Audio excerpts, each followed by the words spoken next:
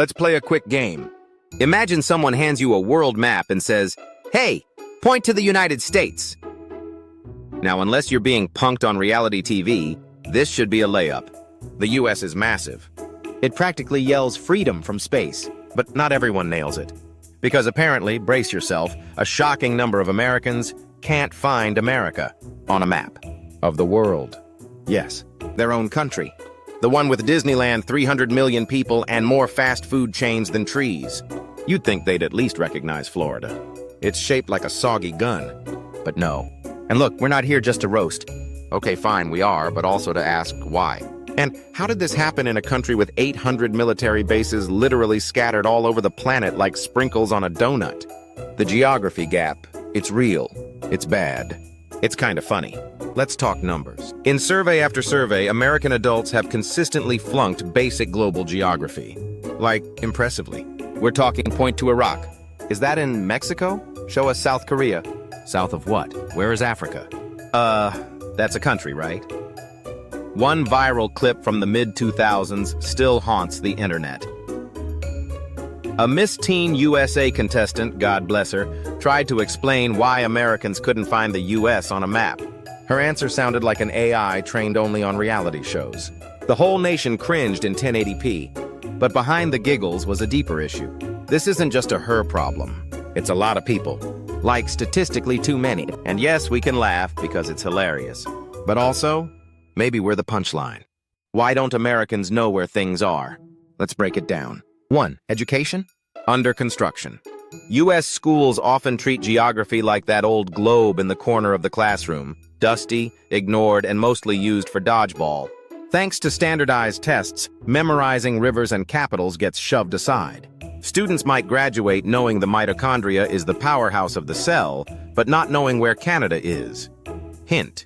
It's the one apologizing on top. 2. The media bubble is real. American news loves America. You'll get 10 hours of wall-to-wall coverage of a celebrity divorce, but 30 seconds for a tsunami in Southeast Asia. International news? Only if a royal gets married or messes up. 3. Cultural insularity, the big bubble. The US is huge. You can fly for 6 hours and still be in the same country. Same language, same fast food, same high school musical reboot. For many, there's just no urgency to look out. Why learn world geography when you've got 50 states to mispronounce? 4. No passport. No problem. Let's talk passports. Only 1 out of 3 Americans have one. For the rest, international travel is like using chopsticks or the metric system. Exotic, suspicious, and possibly un-American. Meanwhile, in Europe, toddlers have more stamps than most US adults. Why this actually matters? No, really. Let's get serious, just for a second. Because as funny as this is, there are real-world consequences. Foreign policy fumbles. If the average voter thinks Ukraine is near Uranus, how can they make informed choices about war, aid, or diplomacy? Global misunderstandings. Geography isn't just maps. It's about how people, countries, and histories connect. If you can't find Palestine or Taiwan, how can you understand their struggles? Perception problem. When Americans are seen as clueless, it feeds every dumb American stereotype. It's not just unfair, it's a missed opportunity to represent better. Isolationism gets easier. If you don't know about the world, you don't care about the world. And that's how empathy dies.